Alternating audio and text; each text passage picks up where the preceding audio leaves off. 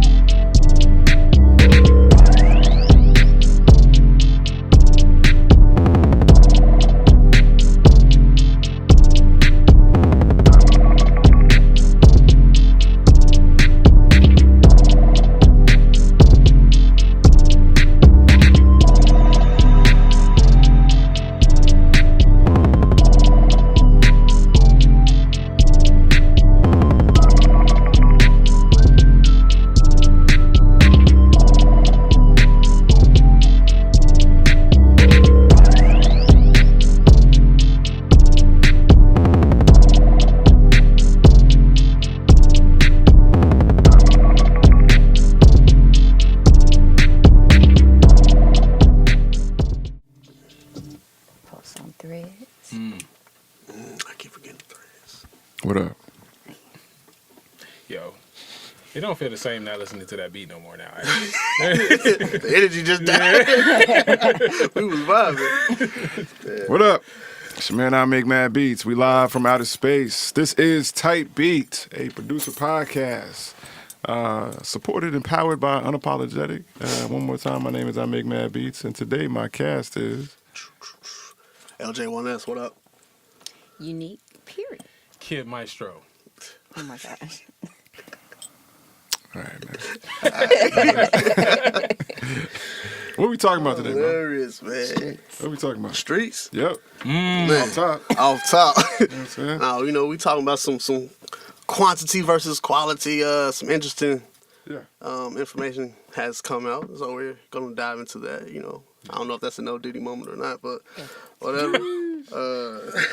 Ambiguous Diddy. Just levels. Technology, man. What is happening? Like, That should be your tag, bro. What is happening? you do say that a lot. Technology. With so much technology going on, coming out, is it actually helping or making things worse as far as the creative process, music that we're hearing on the regular? Yeah. What was the third one? Hey, man, what's going on? I'm tripping. I had like bro, 5 of them coming is your in. idea trash? Maybe. That's what. That's probably why I didn't remember. Then is it trash idea? Was it? Probably was. Was it a trash idea? No, it was a great topic. Was it? No. Is your idea trash, man? Yeah, where we started, man? Where we started? I feel like I love the quality and quantity idea, like that. Just that concept, because I think things are very, very accessible now. So I feel like that's an obvious correlation between the two. But is it actually making is the music worse because we're getting more of it? Or is it, for me, I think it really just comes down to who are you listening to, where you getting your sources from. That would determine the quality of it. I wouldn't say necessarily it makes it worse. It does put a damper on the, on the quality music that has been put out. You don't really get to hear it that often unless you go soul searching. In my opinion. Of course, the DSPs and everybody, they're pushing the new day hip hop and this, that, and the other, or whatnot. But, there's a lot of great underground artists. And I hate that word underground because we're above level like a motherfucker. Like, I hate that word. Like, I hate that we even use that. But there's a lot of great artists out there right now with great music that we'll have to go soul searching for just to find them, or find a playlist that possibly runs across some kind of music like that or whatnot, opposed to you can go on freaking Spotify or iTunes and instantly find something that Jay Walker or Kanisha Keys down the street done put out or whatnot, and it pretty much it sounds like trash. I hope there ain't nobody's name. Jay Walker. Kanisha Keys. I'm just saying.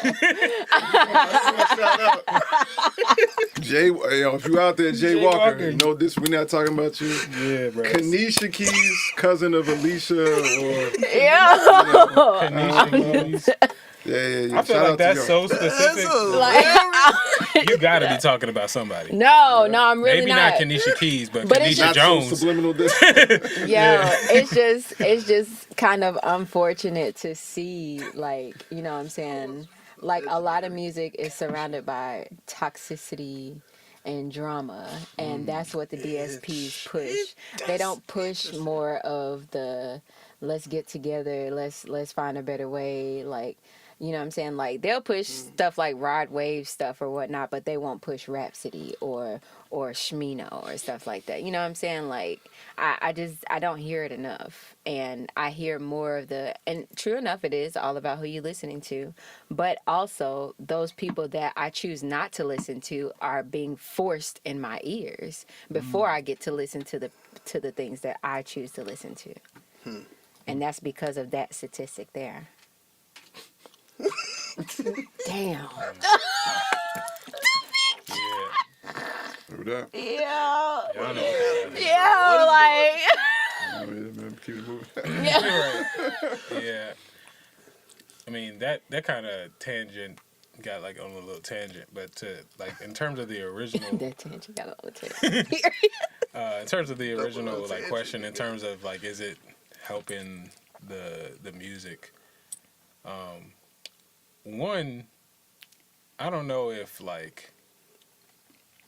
I'm so quick to draw like a direct line between the availability of technology and the quality of music. Just more so because like I feel like there's a more strong connecting line between your ideas and, you know what I'm saying, the quality of your ideas and the quality of the music you make. Right. You know what I'm saying? True. As well as like your practice. You know what I mean?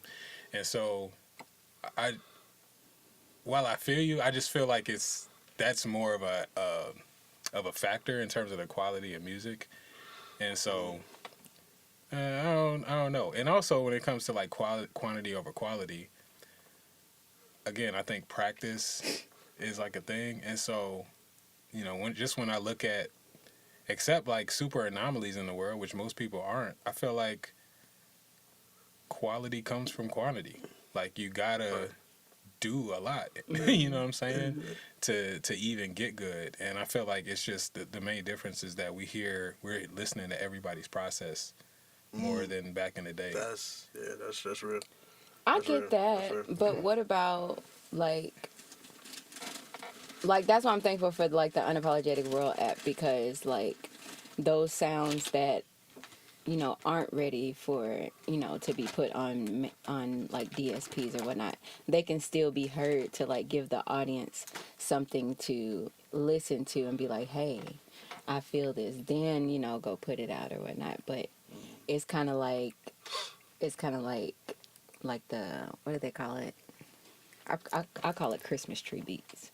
Because you just, what I'm saying, just putting, I can put this beat here, I can put this beat here, I make a beat in 5 minutes or whatnot, and then they put it out, and all of those are 5-minute beats or whatnot. That's what I think has been put out more, is the quantity. It's just like a bunch of 5-minute tracks, a bunch of quick stops, you know what I'm saying? That's an interesting term. Christmas. I'm interested to know what you think, but you're chewing, so I'm gonna say this. I think one term. Pause. Bruh, Damn. y'all crazy, He's bro. out here looking for the truth. He just gave me. Damn. He not from Memphis. Right? He may not know what that means, bro. He may not know. I mean, No doubt. No, Everybody in the chat, no, I know I'm looking for the truth or saying somebody true. If you from Memphis, my man did know. Give him a little bit of grace, you know what I mean? You know, go ahead, bro. Go ahead. Thank you, guys. Thank you. But you know, I've heard like listening to like some like business people talk about like just growing your business, not necessarily just in music, but one thing that I remember hearing that kind of always that I've just been thinking about more and more is the advice of sell early, like. Like, how much opportunity do you miss waiting too long to actually go to market? You know what I mean? Like, if you have a dream of opening up a storefront selling, you know what I'm saying? Like, if you have a dream of opening up a storefront selling custom things that you design, like, is it better for you to wait till you have everything you need and are at the level to open up that storefront before you start selling your designs, or should you start selling your designs as early as possible and be building that revenue, building the customer base? You know what I'm saying? Like, and so I feel like the same could be applied to music. Like, you know, whatever and it's subjective, but whatever like baseline level that we can agree on is like, okay, this is good, this is quality. You know, is it really better to wait to start building a community till you're at that level? Or is it better to build a community on the way? I get that, but at the same time, a lot of things are being built without the groundwork. Well, You know, like paperwork and having your shit copywritten and stuff like that. You know what I'm saying? Like, I can put out millions of... And that's one thing that's actually something that I fight with. You know what I'm saying? I have all these designs, I have all these things that I've made, and I want to sell them, you know what I'm saying? But it's like, you got to risk people stealing your designs. You know what I'm saying? Even with music, you got to risk people taking a sample and warping it and then, you know, trying to put it out without even talking to you about it. You know what I'm saying? yeah. Stuff like that. But you also have to risk millions of people loving it. You know what I mean? Yeah. By it being out. But, you know, neither of those things, your shit won't get stolen and it won't be successful if it's not out. Yeah, I feel like both of you are right, right? And I think Unique said it, like, the way Unique said it is the way I would kind of aim or phrases. Yeah, I mean, I agree, kid. You know what I'm saying? Like, get in the market and moving products around ASAP, right? But I think what ASAP means is where the nuance is, right? So let's just say that there are 10 elements to being a producer, right? And then let's just say that there are 3 elements of that 10 to being a sustainably good producer, right? Okay. If you go to market and you have all 3 of those elements, right? But you're missing 7 other elements, fine. Right? But if you're going to market and you have 3 of the elements that are not the most important ones, now you're stabbing yourself in the toe. Right? Okay.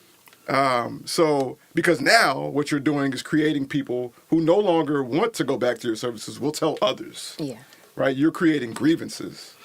Right? You're telling people, or you're moving with the assumption, well, you're moving with people assuming that you're up here, and in their disappointment, right, is your brand.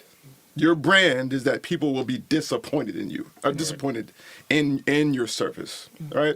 So it is about getting out there ASAP, right? But what is possible, right?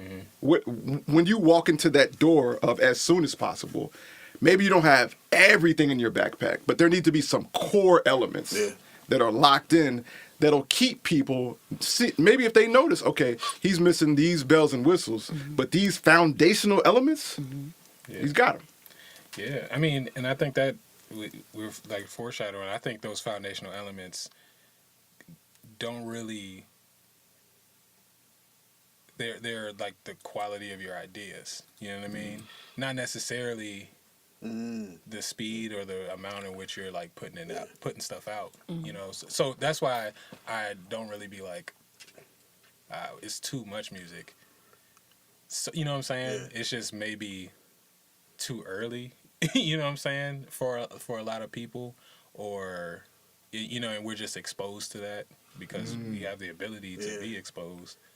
Yeah, You know, that's my bad. Go ahead. Yeah. Hold on, we got a few comments coming in. Midas says I agree with Unique. There's a thin line though, right? C. Lydian says. I see Lydian. Oh, my bad. I was like, wait a minute. I thought that was. He laughs at he not from Memphis. That's number one. He also says, I think technology makes things worse, not because of what it enhances, covers up skill-wise, but advancement of technology lessens the importance of people being in the room in person. That's an interesting That's take on that. that's very nice. That's Very well That's a said. real take. That's a Very point real. that I have not considered in my Yeah, decisions. That's a real take. Because you're not from Memphis. Damn. You getting called out today, my G. It's all good. Yeah, but back on the quality and quantity, I think it's Yeah. My bad, LJ. I just want to make sure. Are we talking about technology yet? Or are we talking about quality and quantity? I think I still want to stay here. Okay. Just, you know, Quality and quantity. Yes. Okay, because Yeah. I feel like that's a different conversation. Yeah. Okay. So on that take, I think it's interesting because again, yes, you want to get out there early, but like you said, you want to have the core things. But from what I'm learning, especially now with just the way everything moves, there's a market for every level. So, and then not just that, a lot of the times, in order to get those qualities that you're looking for, you have to be on that journey. So you got to build along the way. That's right. You may not know it. So you put the music out there. You may get someone that hear it because of social media or whatever, and be like, "Bro, this idea is fire. Let me be your engineer," or whatever the case may be. Versus you holding on to that, wasting, especially like me growing up. We just YouTube. If I can't get around the people, YouTube. Like social media wasn't necessarily that big to that point yet, and I feel like that's a different approach to because you can learn on YouTube and then trial and error or whatever, but if you going on this journey and you're speaking up on your journey and you just happen because of social media to run into an engineer that's dope and loves your ideas, now you get to focus on being just the artist or whatever the case may be. Like you legit just you're building your team along the way. And I think that's a very important part. So yes, I think the quality of it is different. And it's not necessarily that it's different. I think it's just so much out here. So when you're searching for this music, you have to be very intentional on, instead of businesses being held to a standard, I feel like it's up to us to hold ourselves to a standard of okay, I know this platform, they don't put out the music that I like. I'm not gonna look there. I feel like it's more so in the user's hands now.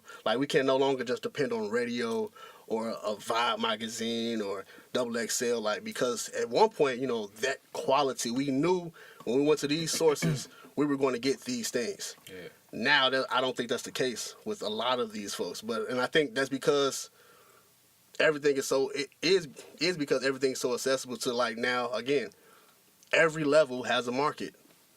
It's up to you to figure out who your market is.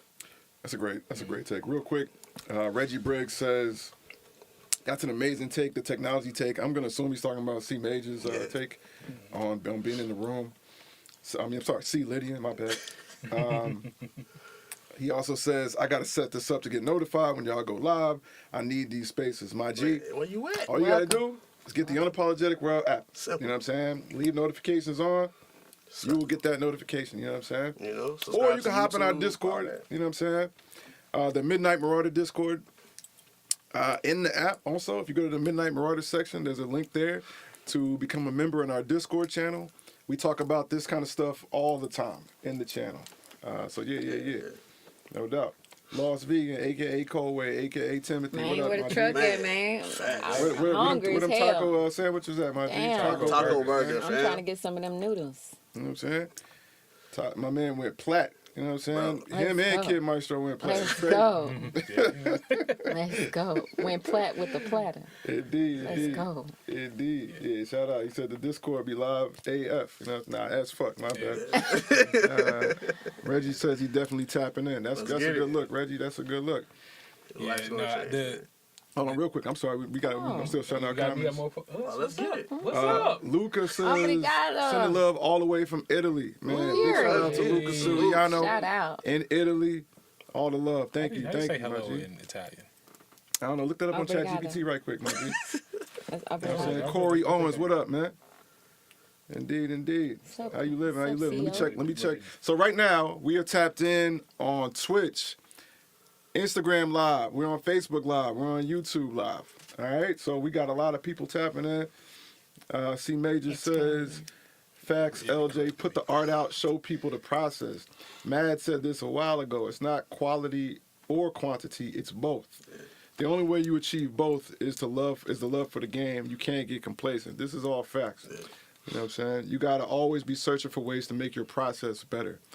I mean, you know, I'll just say this real quick, fam. Man, one of the most inspirational things I've ever seen in a movie or TV show or whatever. Let me make sure. Yeah, see, I never be having the camera on me. One of the most inspirational things I ever seen in these spaces. I was watching a movie. It was like a movie about Bruce Lee. I can't remember. It was something the Dragon. It wasn't one of Bruce Lee's movies. It was a movie about the life of Bruce Lee. Came out in like the 90s or something like that. But in it, they talk about how Bruce Lee talks about how traditional martial art, traditional kung fu, right? That the fights were too long, right? And he was saying that there was a lot of energy wasted in a fight. And he was like, he said, if I have to fight someone for longer than a minute, I've lost. Right? And so, you know, using methods he had learned, like Wing Chun, traditional Kung Fu, and I think a bit of karate and Japanese boxing even, he intertwined all of that into a new martial arts called Jeet Kune Do. Right? And the whole idea of it was maximum impact and efficiency to defeat someone in 1 minute. Right? Now I'm talking about fighting. Y'all wondering what this got to do with making beats. The whole, or mixing a record or whatever. It is the dedication to refining the process, right? To getting maximum impact as efficiently as possible, right? Because to act like quantity is not important is to put your head in the sand, right? And to act like quality, to differentiate yourself from more people putting out records in 1 year. I mean, in 1 day now. Yeah. More people put out songs in 1 day now than in whole years in the 80s. Right? So to act like quality doesn't differentiate yourself from an ever-growing crowd is to also put your head in the sand. The whole game is to be as amazing quality as you can, as much as you can. Yeah. Right? It's both. You have to play that. You have to understand that dynamic. You know, now obviously once you're in the game for a while and you have that demand, you can pull a Kendrick. Right. But don't think anybody can pull a Kendrick. Like Everybody. I hate when that one anomaly does something. Oh, we can do that. No, you can't, bro. You can't, and you can't do that and get the same effect as Kendrick. That's right. You can do that. Good luck. You know what I'm saying? But you won't get that effect. And let's stop acting like you can hop to royalty responses without first becoming a knight. Like That's real. Yeah, I think one of the things that I've learned from doing this Tajin Tape series this year is that there's like a huge, I don't know, wool over people's eyes or misconception or delusion that like to get better, you only have to work at one part of the process, right? That's real. You have to work on your piano playing and your sound selection Yeah. and your drum mixing Yeah. and what you do, you know what I'm saying, when it's time to put it out. Like if it's a lot you have to practice. You know what I'm saying? It's a lot you have to pay attention to. And so sometimes when I feel like we get into the like quantity versus quality, John, it's really like a take a long time versus take a short time kind of argument. That's really like what it seems to boil down to. But people be taking a long time on one part of the process and ignoring everything else. Yeah. Like that's not gonna get you better either. That's Right? That's a fact. At least not at the rate you Not think. exactly. You know what That's I'm right. saying? That's Right. right. Right. That's right. Yeah, that's real. And so you gotta finish like that. You gotta go through a whole practice. Like athletes will tell you all the time, like, yes, you gotta put up 1,000 jump shots, but you also gotta play the game. Yeah. Yeah. You gotta Yeah. go through a whole game to understand like what it really is, what's really happening. Right. It's not just the free throws. You really have to practice the process, Yeah. the entire process. Yeah, Like, that's part of it, man. That's it. Sauce God 901 says, "What up, Sauce God?" He says, "Quality over quantity for show. You see many great artists shoot their load there with trying to keep up with the masses. I feel like it's an oversaturation which has diluted the quality." Nah, I mean, yeah, I'm not gonna argue with that. I'm not gonna argue with that. I just think that, I mean, look at me, bro. I'm the last person to argue with this. Yeah. I'm the last person to argue with this. I have done much of my life to maintain high quality output and things, but I do think it's a two-gun game now. Yeah. I don't think it's one. I don't think it's one or the other. Yeah. And I think it's okay to value one more than the other. I think that's okay, but to exclude one is a death sentence. Yeah. Unique, what you were talking about, just like certain quality, and it's interesting because like there's like subjective jumps, but we're not gonna get into that. But what you were talking about, how like being pushed, you know, lower quality music over what you would consider higher quality music. You know, I know we like to complain about algorithms, but that's one thing I think is like actually good I think it is, too. about how Yeah. like social media and these things are working, is because it is emphasizing the quality of the content.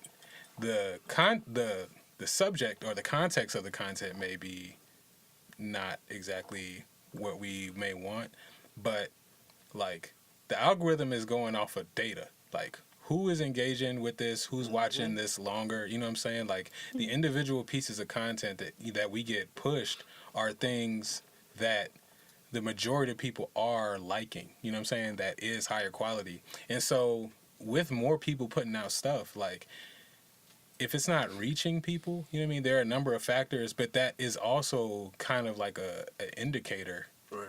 of, okay, we still got work to do. And it's sort of acting as a curator, like sort of, you know, not as much as it is like the radio told you Right. exactly what 7 songs, but there are mechanisms at play that curate quality for us, you know what I mean? That we have a hand in, that we can train if we go out of our way to do so. Exactly. Yeah. That's what I was Yeah. saying. Like, it's definitely more in the user hand now. Because, like you say, even with your social media, like, you can, whatever platform you're on, you can, like, hey, don't show stuff like this. Or, like, you can Now reject. they will sneak some shit in there. Yeah, they But you will, just gotta but- be like, all right. Exactly. But for, like, Yeah. most of the time, I know for me, like, on TikTok or whatever, like, it's a certain type of quality, certain type of content, because this is shown, like, this is what I'm more interested in. So, like, that plays a part. Let's get to some of these comments. Midas says, "So how far do y'all take deciding to multitask alone?" Right? I think that's in response to what you were saying, kid, in terms of like juggling tasks. Oh, like, yeah, like The you have whole to practice the process, whole yeah. process, basically. Yeah. I mean, I feel like it's just, I think if you run a business, and Matt, I know you can speak to this, like, as much as it's important to be able to delegate and have specialists, it's very important, especially if it's your business, to have done or know how to do every part of the business. Yeah. Yeah. If you haven't gone through that, Yeah. if you're avoiding that because you don't want to put the work in, that can work, but you lose control, you lose the ability to communicate, you lose like all of you lose leverage. And so in terms of how far to take that, I think it's when you know it can get done, Yeah. but I don't know. I guess it's a numbers game. It's individual for everybody's career, but I think it's very important to have gone through or been a part of every process, all parts of the process. Yeah, I think it's important to go through that process at least until you can recognize your standard, because then you can delegate and be Yeah. like, "Yo, I know at least it has to reach here, and Yeah. if it's not here, then there's no need for us to even, Right. Yeah. But Yeah. then you can know like, oh, if it reaches above that, okay, now it's the leverage game of okay, how can we work this out? So I think that's I like that. really important. Is Yeah, I think that's it. I would, I don't have many fond memories of going to college. But one thing that I will say, I went to college for management information systems, and what all that is it's managing computer programmers, right? But the first 2 years of the degree, you're taking programming classes with programmers, right?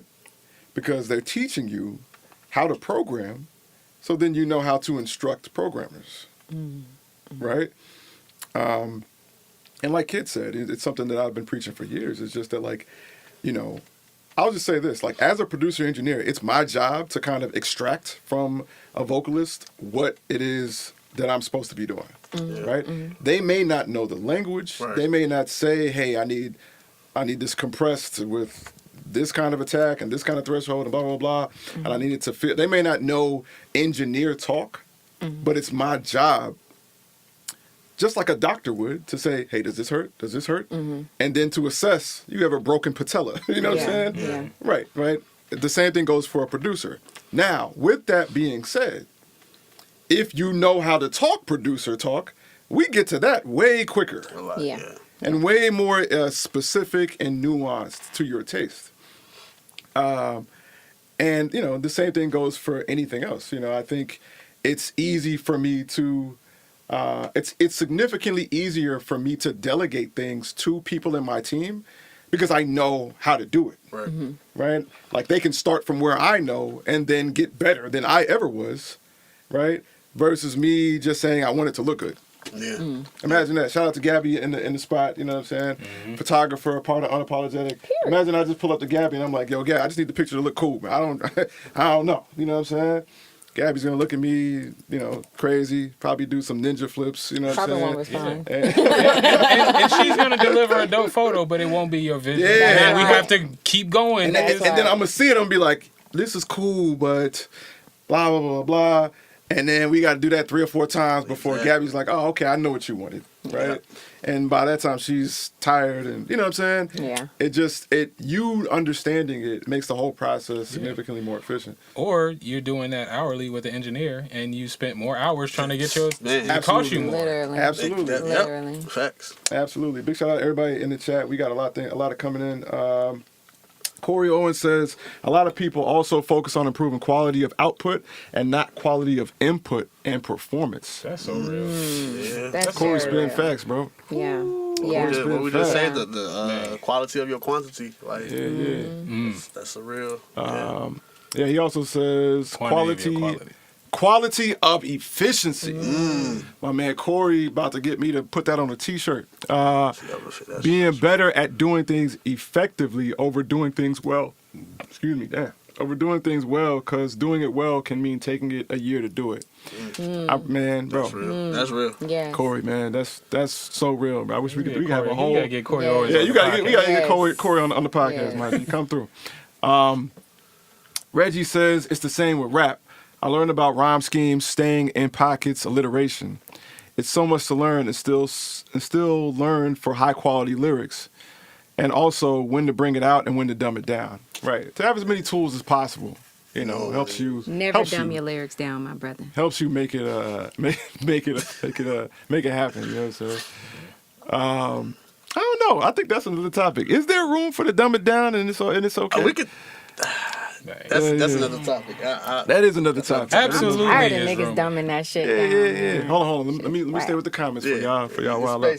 Sauce Guy says on IG, you have to master quality in order to produce at a high rate. No doubt. Sauce God also says, what are the pros and cons of technology and making beats? Man, have we gotten to that yet? Yeah, I mean that could be. All right, hold if on. we there. That is a topic for today.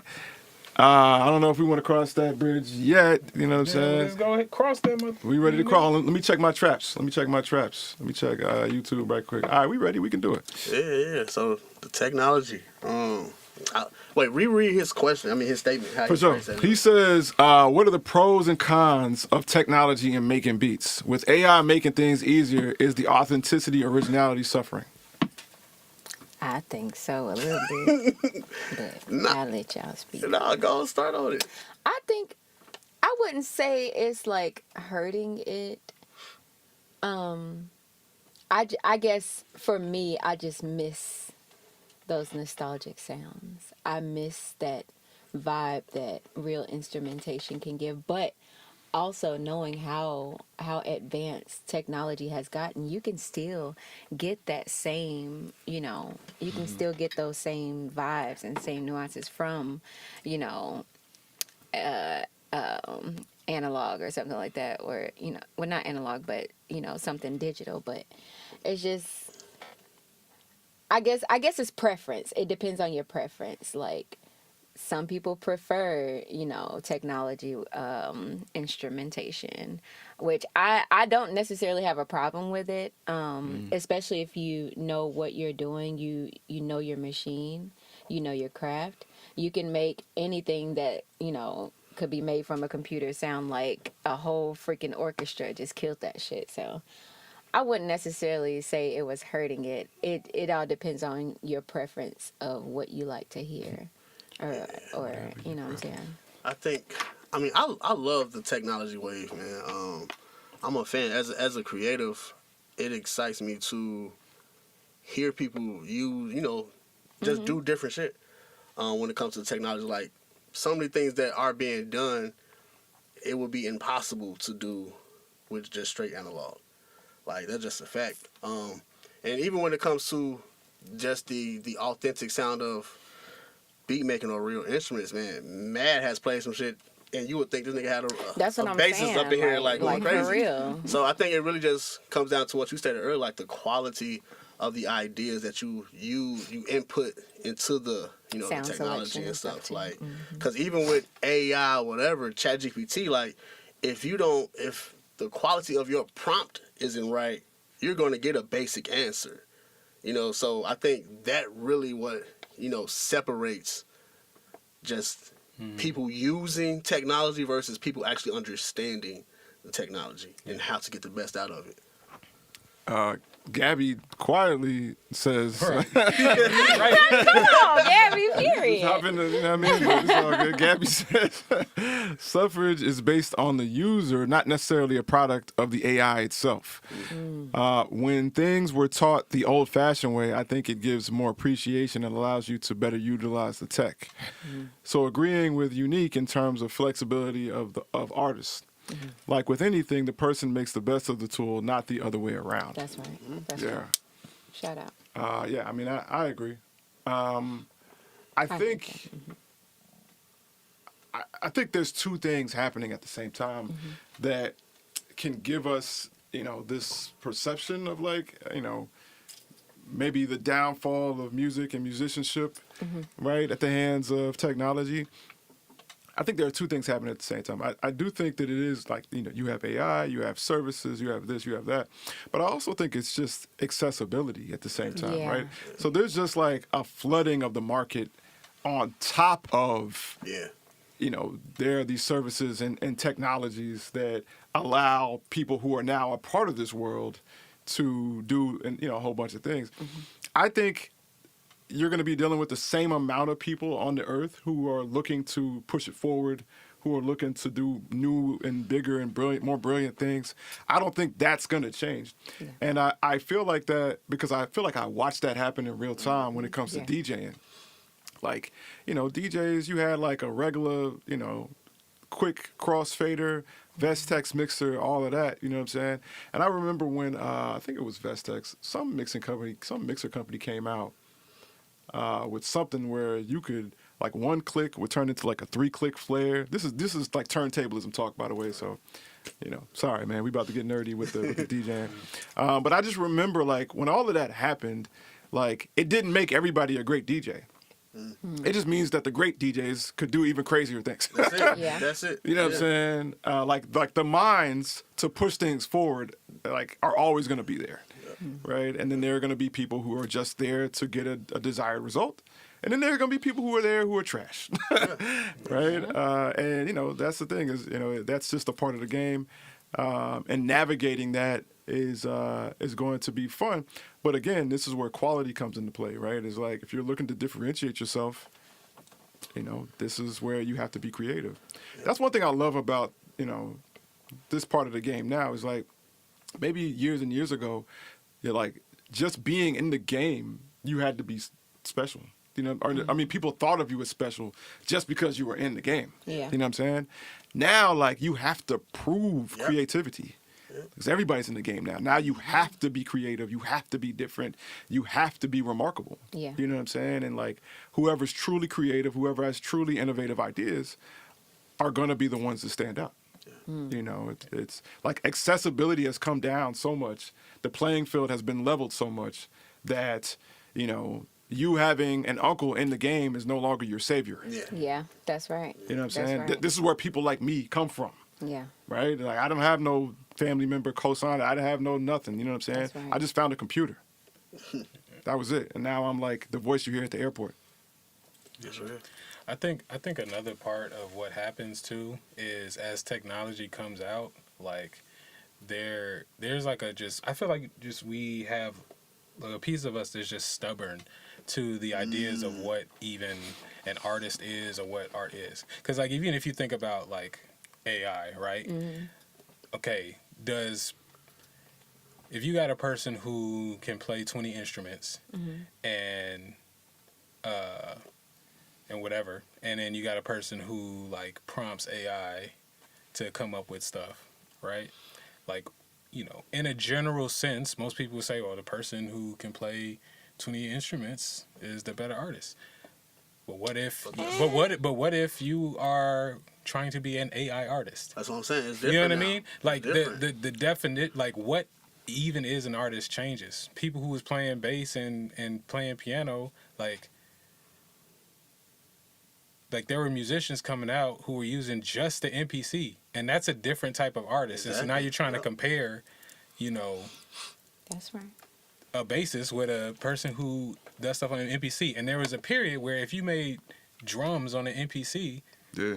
you were not a musician. exactly. You know what I'm saying? Cheating. You was Yeah. but clearly we don't have that. We don't hold that same standard now. Exactly. Like no, that's super respect.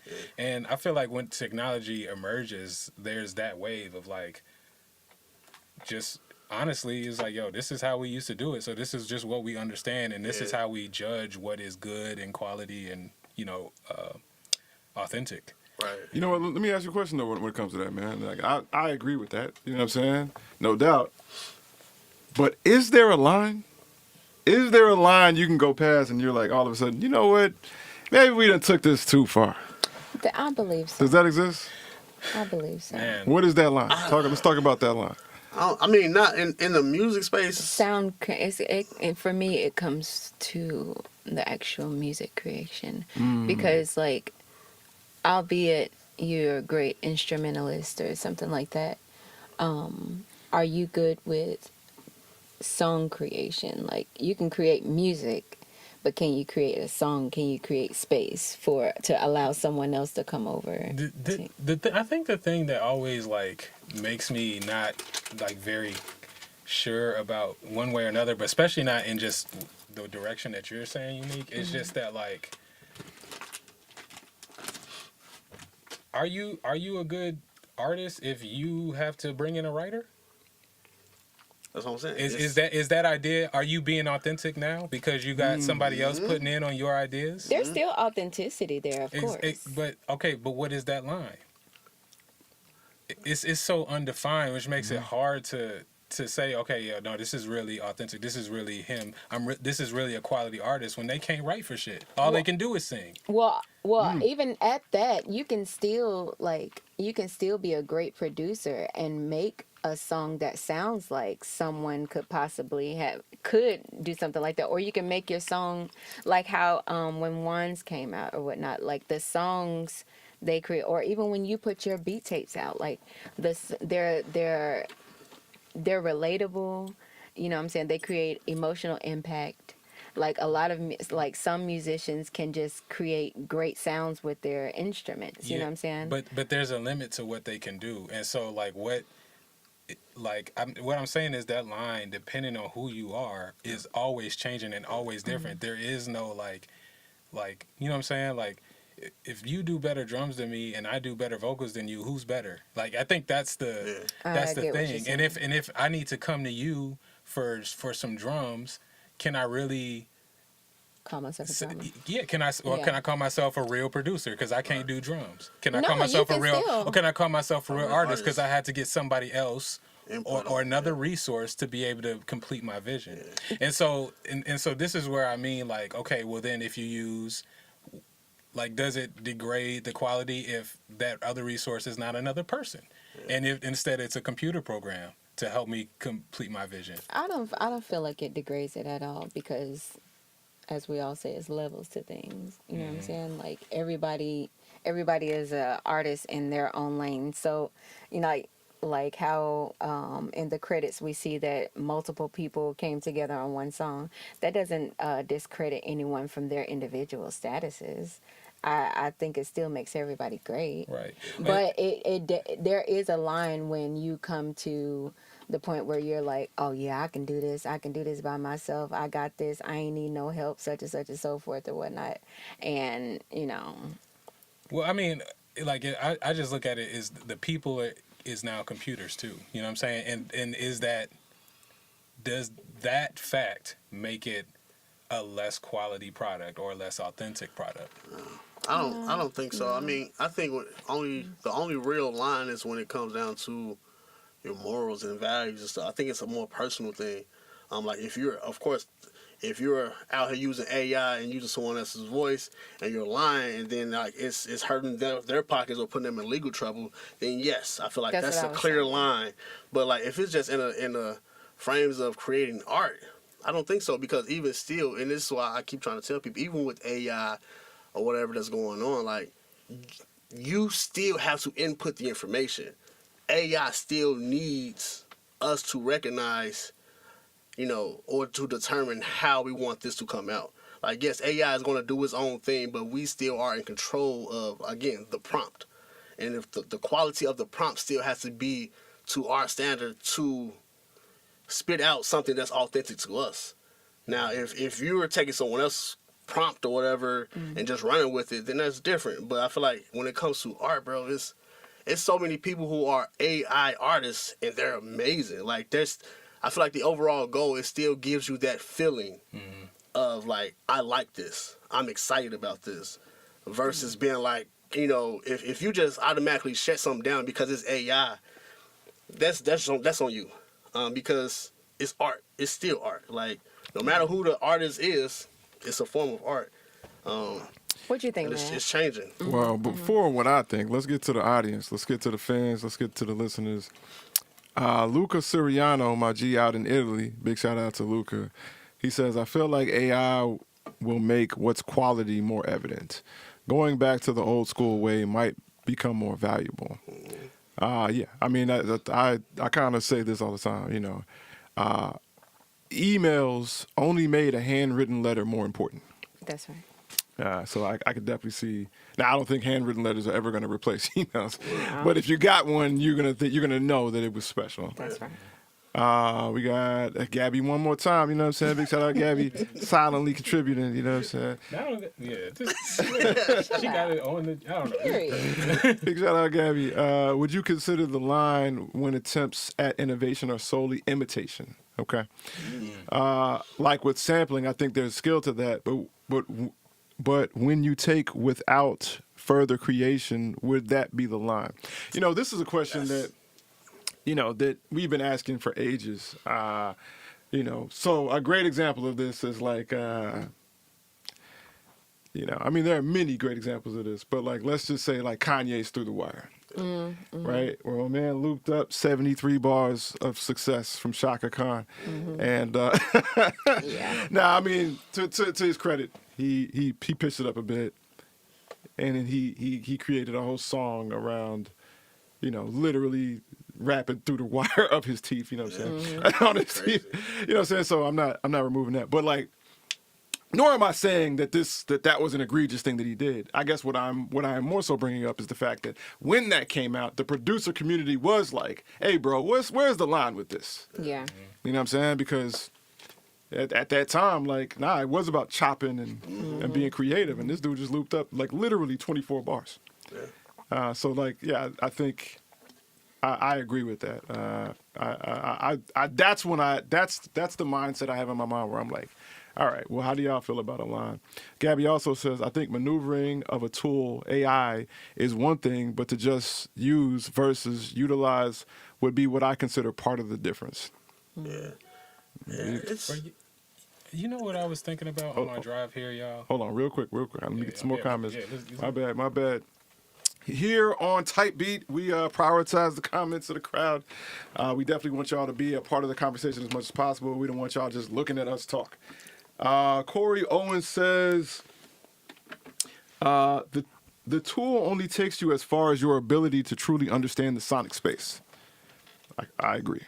That's where the line starts to blur when the NPC gets its own level of human understanding to replace the need for that knowledge, and I don't think we're technically there yet. I'm not sure what he was responding to, but he says that part, the quality of the prompt. Okay. Yeah, he was talking about in response to what LJ said. And music production is still very art-driven. King Wallonius, I think is his name. He understands music theory in his prompts.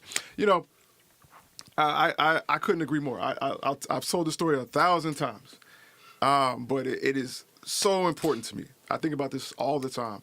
I'll never forget. It was me, Kid. You were there, but I don't know where you were. You were probably setting up a compressor or something. I don't know. Calvin Barnes. And I think I'll just leave it like that. And somebody else there. We were all in the studio, and the extra person that was there was saying that he knew somebody who was an amazing bassist, right? And I was like, yo, is that person better than Mono Neon? Nope. You know what I'm saying? And I'm just, to be quite frank, I'm just riding for my G Mono, you know what I'm saying? No Diddy, you know what I'm saying? And I'm just like, there's nobody better than Mono Neon. And the person I was talking to was like, yeah, he's just as good, if not better than Mono Neon.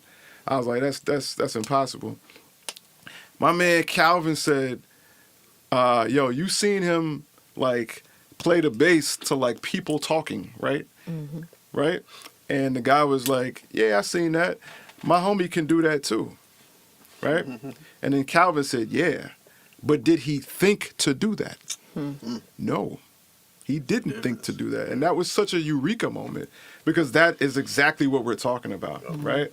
Is that we all have these tools, and we might all be good at these tools, right? But are you creative enough to approach the tool differently, right? Prompting is the same thing. We witnessed this 30 years ago, 25 years ago, right? Some people would go to Google and get lost. Other people would find out where the city of Atlanta is, Atlantis is, because they knew how to ask Google a question in a way that would deliver the right answer, right? I think the same thing, whether it's an instrument, whether it's ChatGPT or whatever.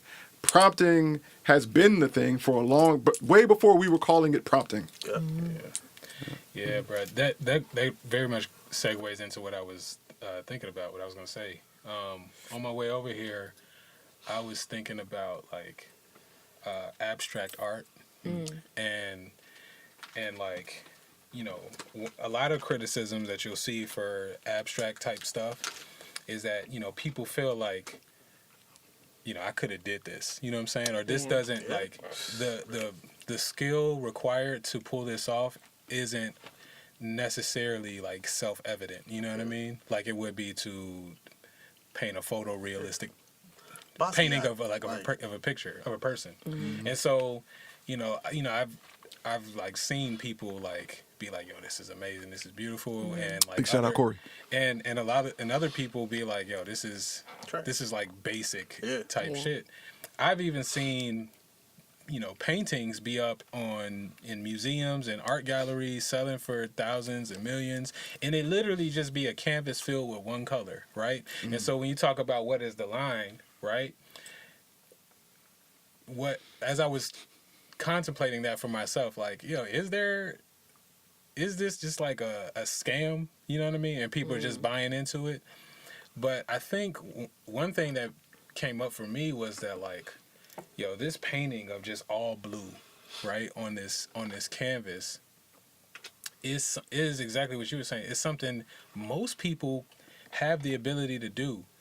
But when I feel like the fact that it's being displayed, the fact that it's being sold and appreciated, like, sometimes it inspires us, but sometimes it just, I feel like we can't help but be jealous that something we have the ability to do, we didn't value enough to be like, no, this is worth something. So when you feel like you can do something that is simple, but somebody else valued it at a level that you didn't, like, I feel like that's also a part of being an artist, is like your ability to value ideas. And you'd be surprised, like, what is considered quality when you say this is quality, and you treat it like quality. I feel like he's reading like the memoir of James Dukes.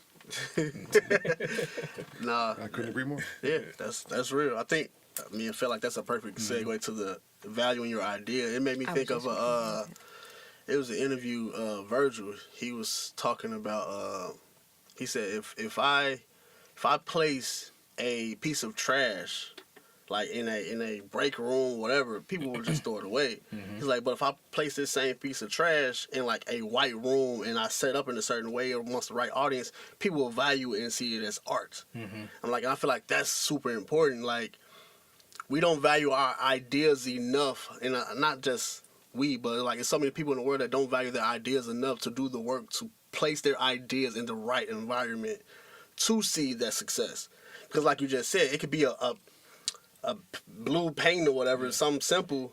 But the fact that they value it. I want to say that if it's a blue painting, like, there's also there's beauty in that. Beauty that another person couldn't see, and the richness of that color. And that small insignificant detail was enough to inspire somebody to be like, no, I need a canvas of this. You know what I'm saying? And so I don't want to speak on it like, it is just some whatever we all could do. But the technicality behind this specific idea is not that great. It's just about your eye and the value that you put behind your eye. You know what I mean? Like, it goes back to what Matt was saying about Kanye with the Through the Wire. Like, it's possible. Anyone could have done it. Plenty of producers got that record and listened to that same song.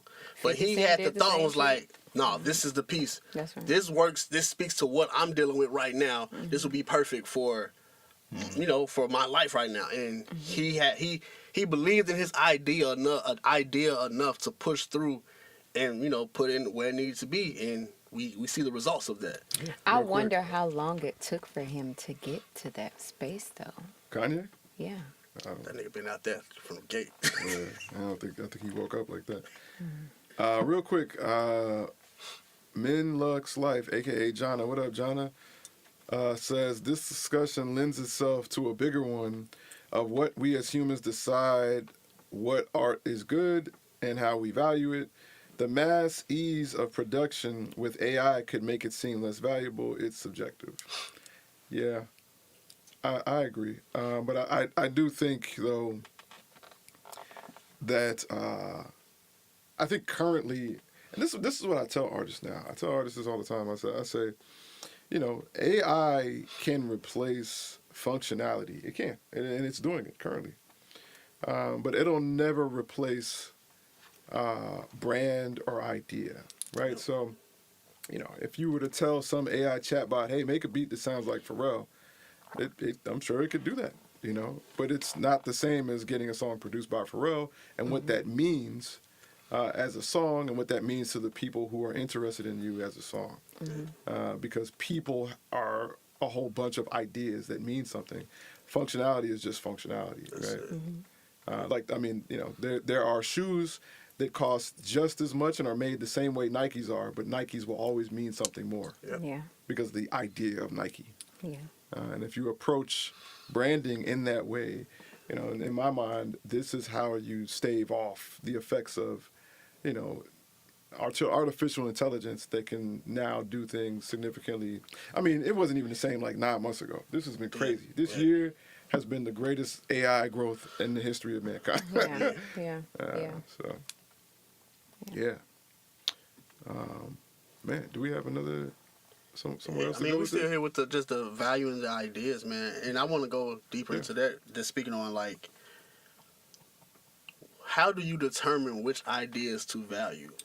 Like, is it a personal thing? Is it just like, you know, I think this is dope, or is it just the will to not go out and give up on it? Like, when should you, or is there a line to determine like, I probably should let this go versus like, nah, this is worth still fighting for? Like, how do you determine that?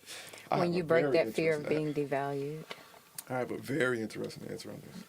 But I'll let y'all go first because mine's going to take a minute. Yeah, well, the idea of this came from, like, again, Unique, and I'm pretty sure you can speak on it. You shared a song that you and Matt was working on. You said, I think 4 years to actually finish it. Yeah. And it's an amazing song. So, like, Jason Hader, what up? what was the, I guess, determining factors of, like, nah, this is worth finishing versus just like, you know, whatever, we can create another song?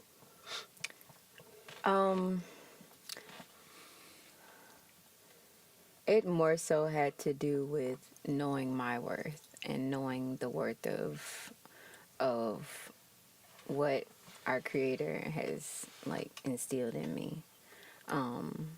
With the help of like the people around me. Every time I tried to do that song, it broke me down, but I figured out why. And it was because I was in fear of not sounding my best and I would let that overtake me every time. And then I break down crying, start getting overwhelmed and thinking about the song in itself, how powerful it is. And I've always wanted to do meaningful things. It's just I've always let like my fear of being devalued or things not happening as quickly overtake that. And letting that get in the way like kept me from the space that I needed to be in when the time came to do that song. And this last time, like, I was in a space of withdrawal. I was in a space of like just not wanting to give up on myself. I didn't want to give up on what had already been started because, you know, a bitch be used to running. And yeah, I didn't want to run anymore. I wanted to see what my peers saw in me. You know what I'm saying? I really did. I wanted to see what I couldn't see years ago. And as the song goes, like, am I more than what I'm seeing here? Because I don't see it at all. Because for a long time I didn't. And every time that I do that song, I'd be like, oh, I can't do it. Or I need to stop. Or this, that, and the other. And although I broke down a little bit in the middle of that song that day, I just chose not to give up.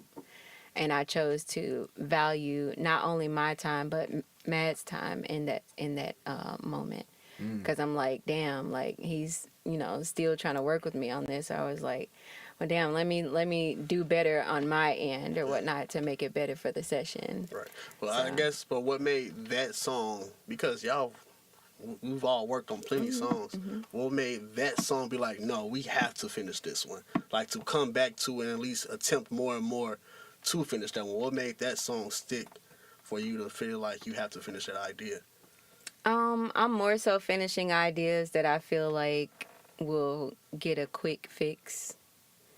Like my song Robbery I did. It's a bumping ass song, you know what I'm saying? True enough, but I feel like I was in the space of just trying to get something creative out, just trying to get people to listen to something instead of like really doing something that meant something that could have a long-term impact.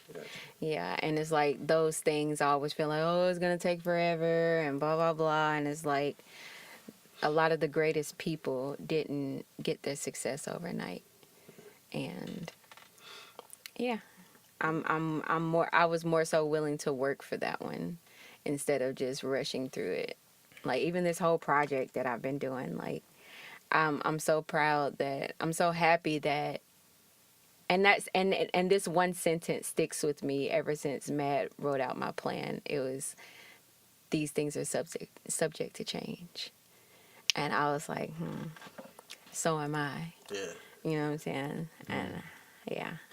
That was my triggering sentence. That was my trigger moment. And so, is there a line of when you're taking too long with the idea? You need to let this idea go, or keep fighting for this idea. Like, I don't think so. I believe like, especially like once you get out of yourself, and especially if you have a team around you, like, you know, I'm so used to going head first into things or just winging shit and not really like planning things out. Like once things started like getting planned out and I had a timeline of things, like I was like, okay, I got to get this shit done and in this day. And I like the fact that like weekly, like how we have our weekly podcast is like, it's something that I can see. Like, you know what I'm saying? I see, hey, this is something that needs to get done on this day. And it's helped a lot. It's helped a lot. And I'm trying to use that method to go along with other things outside of the music. You know what I'm saying? Shout out to Nikita. But yeah. you don't know what she here for. What she here for? And period. Kid, how do you move about that, bro? And I think it's dope, even with you with the Tajin tapes, valuing your ideas enough to be like, this is good. Like to put a deadline on it and not be like, I think I can make this beat better. I think I do this better. Like, how do you value, or what's that line for you to be like, all right, I like this. This is good versus trying to keep perfecting it, so to speak. Yeah, I think. All right, this is gonna get a little heady, but I think that I think every single idea is valuable. Not every idea is the final idea, but every single one is valuable because in my experience, every idea that is valued enough to become some other different form, whether it be you say it out loud, you try the chord progression, whatever, either becomes Ty Buckets, what up? Either becomes the perfect idea at some point, meaning like years later, Right. somebody hears it and be like, yo, this was perfect. That shit was trash at the time you made it. Yeah. It either, or it leads to another idea, meaning I couldn't have arrived at what is the idea I like without this idea first taking me through everything it took me through. Or the idea, because I'm working on it, is working on me. It's teaching me how to learn those previous two lessons faster. Meaning like this idea came to me for a reason, but the completion of it or this follow through isn't happening, right? But like, it'd be ego to be like, no, I gotta force this thing to work. You know what I'm saying? And let it instead of letting it lead me to the next thing. I respect that. You know what I'm saying? Like I feel so in that way, I feel like every single idea comes to us for a reason, and what lessons we get from it, what the output of it, just comes from being like, I don't know, open from experience. Yeah. You know what I mean? So But he about to get on his Rick Rubin shit now. So I value all ideas in that way, meaning like I think they're all valuable enough to say, even the bad ideas. Like how many brilliant ideas have come because we were willing to let the bad ideas flow? Yeah. That's it. Yeah. That's real. Yeah. Speaking of bad ideas, Jason the Hater says, I put out below average material all the time because if you make something perfect, you can only go down. This Oh man, my Mediocre things gosh. always got room for improvement. Big shout out to Oh the my Hater. gosh. You know what I'm saying? the hater, Did he man. lie? Jason. Did he lie? Detect the lie. I think so. I know the hater way too well to engage. Big shout out to Jason the hater. Shout out, man. Indeed. Yeah, man. How do you move in that space, man? With valuing your ideas versus being like, this is I can move on from this. Like, Yeah. So I honestly feel like every time somebody brings this topic up, I'm just gonna be like the alien in the room, because I think I'm on the inverse side of this like diagram, meaning that I've valued so many of my ideas. I don't know if I have the space to value other ideas. You know what I'm saying? Like it's. When I get an idea, it also comes with a little bit of anxiety, because I know of how prone I am to make my ideas a reality, and I'm already begging for more space in my life as it is. You know what I'm saying? That's right. Like, this podcast is my idea. Where we're sitting is my idea. How this is arranged is my idea. Unapologetic is my idea. This shirt is my idea. I have so many of my ideas in actual play. You know what I'm saying? That it's, and I know I am so capable of making them happen because I value them so much that I'm on the opposite side of the scale. I think I'm past the point of diminishing returns. Like, Gotcha. I have to figure out, when I have to determine which of my ideas I'm not going to go further with, it's for the sake of previously thought out ideas that I need to finish valuing, Right. you know. And so it's a little bit different for me. You know what I'm saying? Okay, I got a follow up for you with that. Like, how do you feel like you've always valued your ideas that way? Absolutely. That's dope. Absolutely. I I don't think I am a professional idea person. This is why I get the calls I get. This is why I'm involved in the things I'm involved with, is because every time I sit in front of people and people say something, I have a crazy ass idea that makes people go, we should try that. And, you know, and I'm also a math person. I'm an expert at reverse engineering an idea. And then you find people who are also really good at that, at asking the right questions to do that. Somebody like a Kid Maestro, right? And then you build things, and those things work out. And now you're addicted and obsessed to valuing your ideas because you found a system and a way to make them work. I've always been this way. I've never hesitated.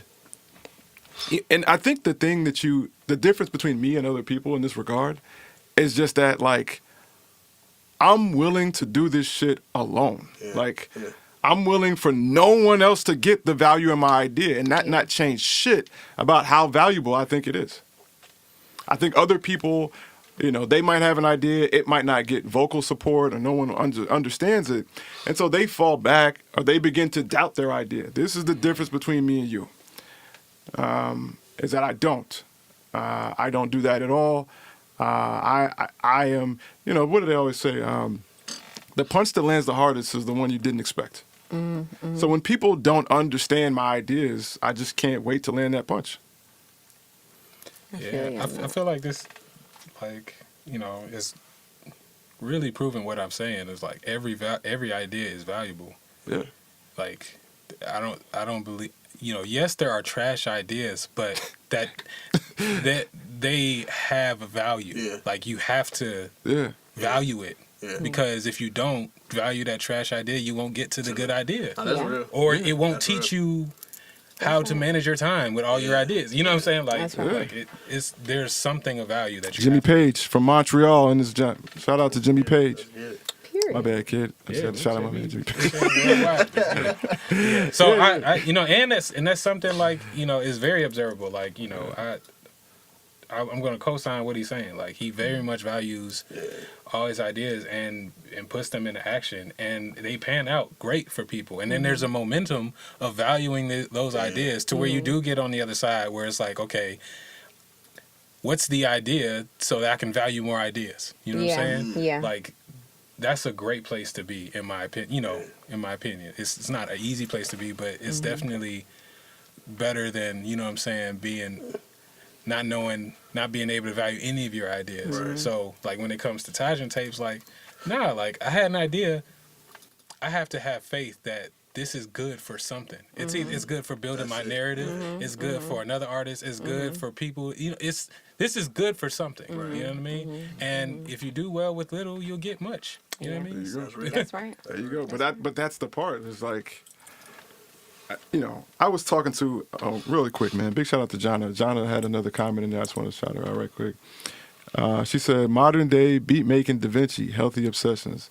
Also, big shout out to my guy Da Vinci. You know what I'm saying? Who is that rolling loud right now? Big shout out to Rolling Loud. Big shout out to Da Vinci. Period. Nikita said, y'all niggas are great at turning mediocre ideas into great ideas. Damn, I feel like that's shots fired. It's all good, Nikita. All love, all love. Right? Yeah, fam. Well, you know what? We gotta talk about that. Yeah, you know what? I'm gonna fall back. 'Cause I feel like I got some haymakers, but I'm gonna fall back. But yeah, you know, I'm just I realized I was just talking to my I guess you know he's a friend, but he's also my father-in-law about this, and I was telling him how like everyone should learn an instrument. You know what I'm saying? Whether you plan to be a musician or not, everyone should learn an instrument because an instrument teaches you how to be absolutely terrible at something and then keep going until you're good at it. Yeah. Right? And I feel like that's another part of why people don't value their ideas is they also don't value what it takes to make it a good idea. Yeah. You know what I'm saying? Like it's a muscle. You don't just wake up one day and do anything good, and that includes having ideas. Yeah. Right? Yeah. Kid Maestro is a great example of this. You know what I'm saying? Like when Kid first came through, most of his ideas, if you're around me long enough, you'll know what Mad Beats thinks is a great idea. And what I think is a great idea are usually ideas that affect multiple things. Yeah. Right? So it's not just, okay, I want to do X so that I can get Y. To me, that's a regular idea. A great idea is I want to do X, so Y happens, G happens, B happens. That leads to C, D, E. You know what I'm saying? Like, this is a great idea because we're fighting an uphill battle in almost anything that we do. And so the more dominoes that you can push down as efficiently as possible, shout out to an hour ago, right? Being efficient with your fight, the better. You know, when Kid first started coming around, most of Kid's ideas were very linear, very like, okay, if I do this, this will happen, you know. Now, you know, Kid is really good at if I do A, then B, C, D, E, F, G happens. And in a different plane, in a different dimension, now we got R and other consonants I don't even know how to explain, you know what I'm saying, are also happening at the same time. But that takes practice. He didn't just wake up one day and thought like this, you know what I'm saying? He had to witness it. He had to try it out. He had to fail, right? And then get better at it. Having ideas and valuing your ideas and bringing your ideas to light, it's just like shooting a jump shot. You got to keep doing it. Yeah. You got to keep doing it. And then you also got to realize, just like shooting a jump shot, the goal is not to make every jump shot. The goal is to have a good field goal percentage. Right. Right? Yeah. That's the goal. It's not you shouldn't go home and crash out because you missed the shot. Nah, just try to get above 50%. You know what I'm saying? And you're good. That's a great field goal percentage. That's real. I think just the valuing every idea. That's a real one. I know it took me a while to get to that space. Like when I first started making beats, because I held such a high regard with like other producers that I was looking at, like, bro, why my shit don't sound like that? So I definitely went through that phase of like comparing what I was producing to other people that I valued or whatever. But no, I think that is super important to value every idea because, like we stated earlier, it's the journey along the way that gets you to where you're like where you really want to be. But even that, like when you're in a space where you Big shout out to Donald, yeah. like, and that, you know, that was obviously a lesson you had to learn or whatever, or are learning. But like, if you didn't value your idea to some level, you wouldn't even have shit to compare to. Like, That's real. That's real. You know what I'm saying? Like, you wouldn't That's be real. able to even ask that question. Right. Why doesn't my stuff sound like this? That's real. Yeah. Yeah. It's also facts, man. Real quick, G Duffy Photo chimes in again. You know what I'm saying? It reminds me of when I used to keep shooting free throws after missing other shots. Let's see, that's a hooper. We're going to talk about that later. At first, it was out of frustration and seeking gratification, but I was learning the line between that and discipline. That's Absolutely. Right. That's right. Connecting to the convo, the for when to stop an idea is connected to the why. Okay, yeah. So when the stop an idea is connected to the why, absolutely. You know what I'm saying? And this is why, like, what I wanted to say when when Unique was talking, right, about Mirror Talk, which is the name of the song that she worked on for years and then came back to, right? What I wanted to say, and I was hoping that she was going to say it, but now I'll just say it myself. Gabby's absolutely right. The why is the foundation of it. And I truly feel like she felt purpose in finishing that song. I did. Right? You felt purpose in telling your truth and in a way that felt cathartic to you, but could help others if they heard this song. That's right. That's what kept bringing you back to that song. It wasn't just a song. Yeah. Right? It wasn't just something, I'm just going to keep doing it for the sake of skill. Yeah. No, you felt in your heart that this is purposeful. This is alignment. Yeah. Right? Definitely. There you go. Definitely sounds that way. Definitely. There you go. Definitely. Yeah.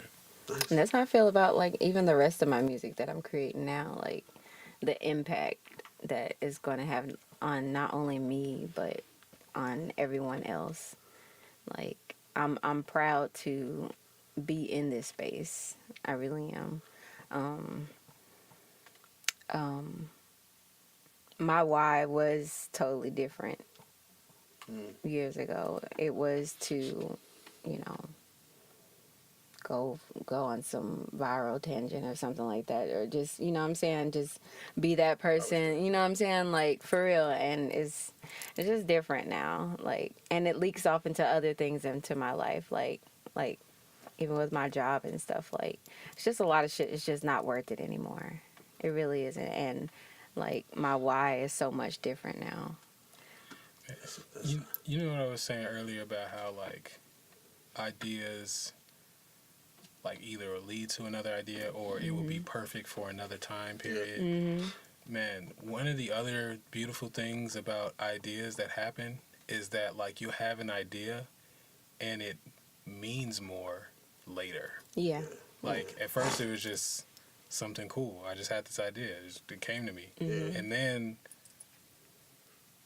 more meaning gets extrapolated from it as time goes on. When you didn't even have that full intent, but there was something there that was waiting for you. I love that part of how ideas come about. You know what I mean? Yeah. Bro, I think a part of that world of thought that I love is like, just for the sake of example, like I might play like a chord progression and I don't even understand it, why it makes sense. It just sounds good to me. You know what I'm saying? And then later I'll come back to it and then I'll realize theoretically what I did. Right? But I think the beauty of those moments is not just like essentially like understanding the atomic code of something that you created, right? But it's also realizing that there is a similar atomic code in most things you create, you know what I'm saying? Yes. And then you get to realize, like, wow, this really is my sound. Because even when I didn't even know how to make this granularly, I was making this. Yeah. I for some reason is drawn to this. I was pressing random keys that I don't even know why I pressed. And I hit save on this for some reason. You know. And as a student of the game, that's just one of those moments that you just really love, you know. That's just like the one that you did with Mono. I think you told me you did that back in 2016 or something like that. And years down the line, it was just sitting there, and you had that idea, and here I come. Right. Make that shit come to life. Yeah. I love those moments. Y'all are wild people, man. My bad. Y'all are wild people. It's all good. Yeah. Wow. I mean, I think so. Wild Wild West type vibes. I love like just this conversation of just valuing your ideas. It just makes me think of how we go into them afraid. Well, I know at least at one point I did. With these shit. Damn. You were scared to go in one of my guys. Yeah. I respect that.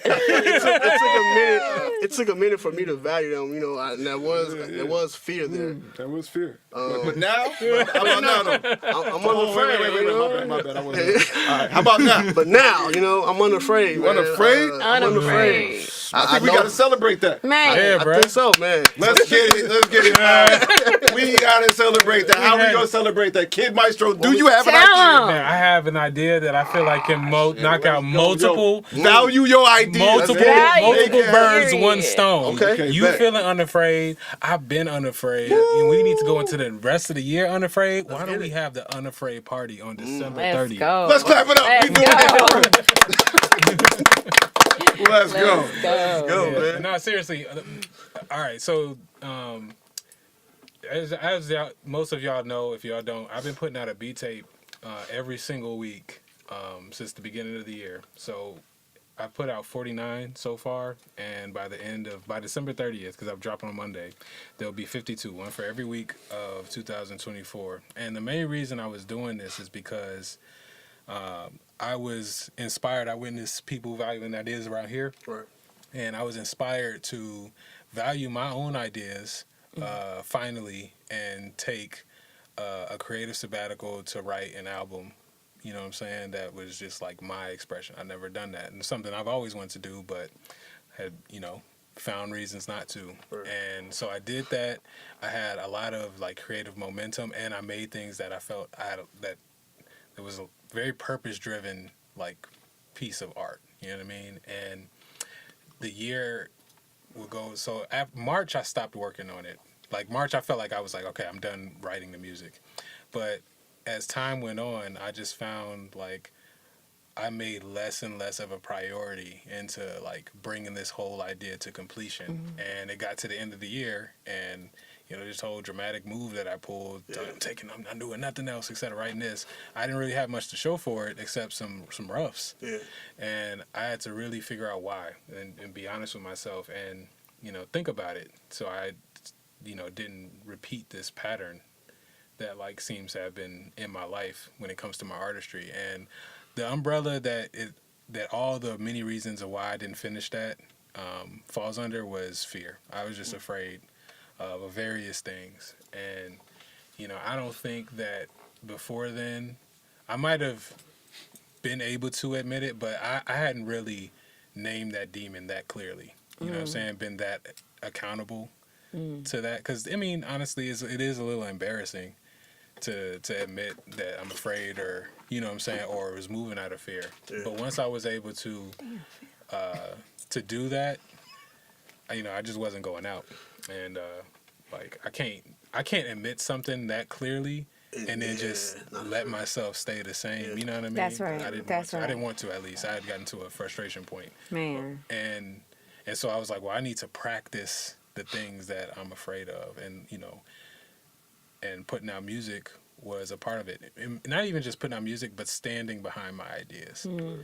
And so I was like, well, I need to practice that. So I'm going to drop music every week and get online and talk about it. Yeah. And, that idea blossomed into a whole bunch of other stuff. And, I feel like there's just a momentum that is going to change the trajectory of the rest of my life. And I'm excited to take advantage of it. So I want to celebrate that energy.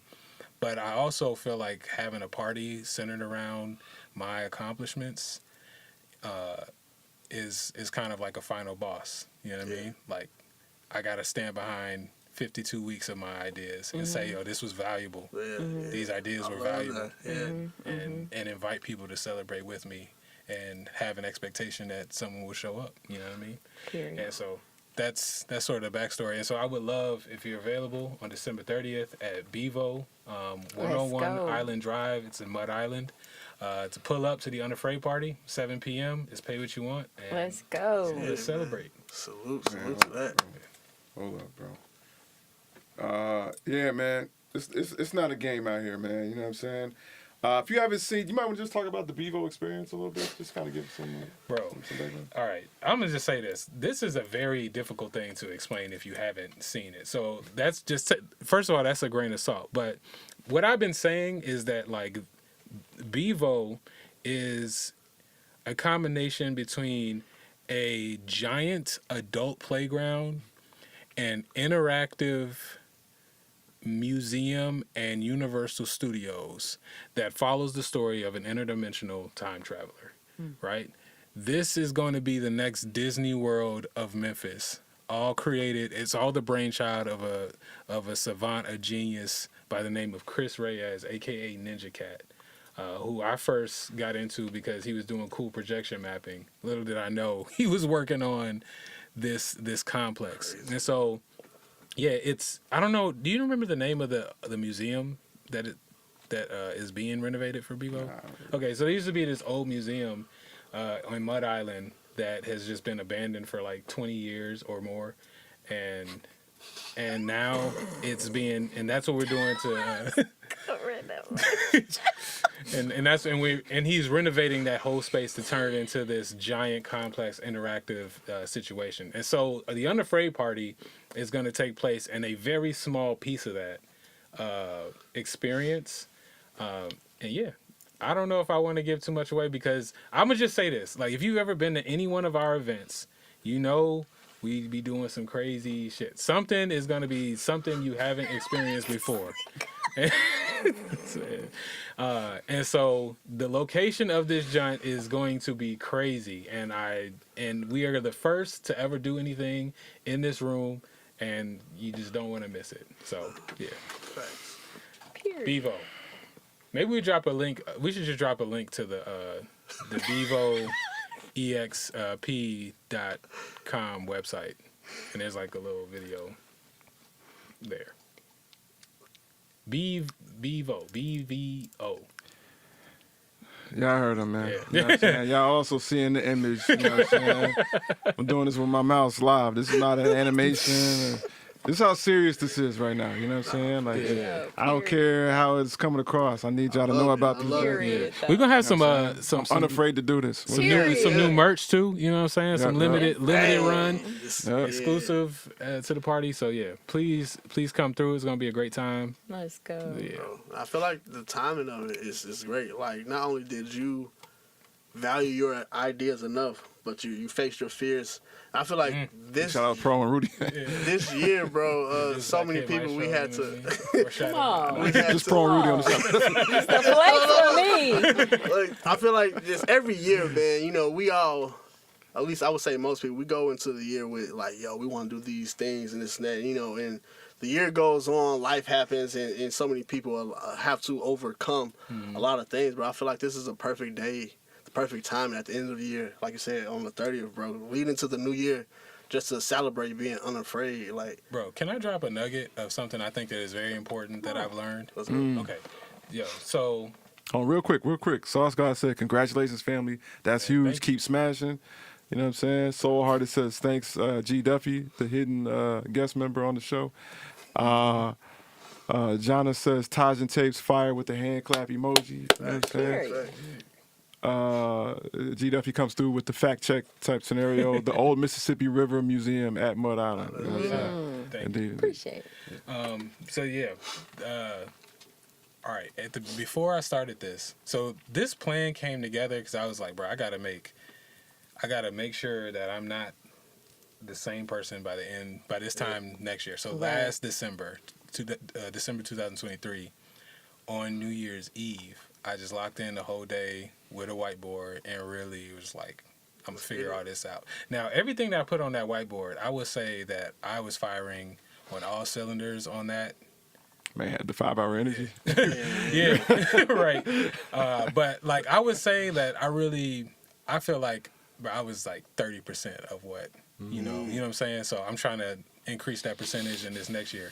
But I feel like the biggest formation of information that helped me at that time go through this was like, okay, I definitely am a goal-oriented person in like the normal sense of the word, but internally, just the way I've been thinking about my life, I'm trying to become less goal-oriented and more objective-oriented. That was a big like mental shift for me, where I stopped focusing on outcomes and I was very focused on input. You know what I'm saying? Instead of trying to make specific things happen, I was going to focus 100% of my time on the things that I can control, like the action, the inputs. You know what I'm saying? Because we know that you can do everything right, and just the way life works, Man. it don't happen. COVID is a great example of that. You know what I'm saying? But the inputs, Greatest example. the Man. greatest example of that. But the inputs always are moving you forward. It's either getting you ready for that outcome, right? Putting you in position for when it does happen, or changing the scape of what outcomes are possible for you. You know what I'm saying? And I feel like having my mindset when it came to planning the new year, new me, focused on not the end results, but the everyday input results, is a huge shift in terms of what I was able to accomplish in a year. Because my 2023 and 2024, in a general sense, in terms of like what I had to do and things that happened, were very similar. But what I got out of the end of the year between those 2 years are very different. And so, yeah, just a little nugget, you know what I mean? Focus on input, not so much on output. So, my version of this is the bowling story. Right? So, might as well end it off with this. I was bowling years and years ago. I was absolute trash. And the guy in the next lane, he says to me, yo, man, when you bowling, what are you looking at? You know what I'm saying? I said, I'm looking at the pins. He said, nah, man, just focus on the dots. I said, what dots? And right before the lane begins, there are some dots on the ground. He said, man, as long as you focus on having great form, right? Holding the ball right, and then making sure you release the ball with good form on the right dot, you know, whatever happens will happen. But if you focus on those things, there's a good chance you'll get the outcome you desire, right? You know, so what he was telling me was like to focus on what's right in front of me and focus on what I can control the most. Yeah, and sure enough, like I stopped looking at the pins, I stopped being focused on the pins, and I started focusing more on all of this, right? I'll hold the ball and then dropping it the right way on the dot that I wanted to drop the ball on. And that changed everything. I started to win.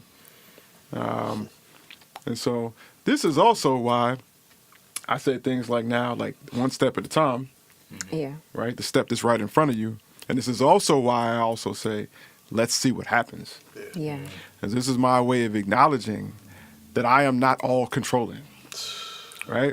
But it's also my way of acknowledging whatever happens, I'm enough. Yeah. Yeah. I'm ready Yeah. because of how much I focused on the way Kid Maestro worded it, the input, Yeah. right? So, you know, I don't know who's going to hit me up for beats, but I know I have thousands of them. I did my part. Yeah. Yeah. You know what I'm saying? Yeah. And literally thousands, by the way. You know, it is really mad beats out here. Facts. With Very that, much facts. yeah. With that being said, any last words for the evening? Gabby, you wanna send a message through on here? And I can read it? You know what I'm saying? Yeah, next week will probably be our last episode for 2024. Oh yeah. Okay. But we'll be back 2025 strong Yeah. as hell. Let's get it. Man. No doubt. Yeah. So with that being said, my name is I Make Mad Beats. This has been another episode of Type Beat, live from outer space, an unapologetic studio. Behind me is my cast. LJ1S. Unique. The ASMR joint. Kid Maestro. I was gonna do this for a while. All right, I just did it from my YouTube, Twitch, Facebook. For sure. Now for my IG. Y'all gonna get this animation as well. You know what I'm saying? Let Period. us know if you're dizzy. Yeah, man. No doubt. Don't be afraid. Let us know. Oh, wow. And on that note, you know what I'm saying? Stay safe, stay dangerous, do both or do neither. Period. Peace. Peace. Peace? All right, peace.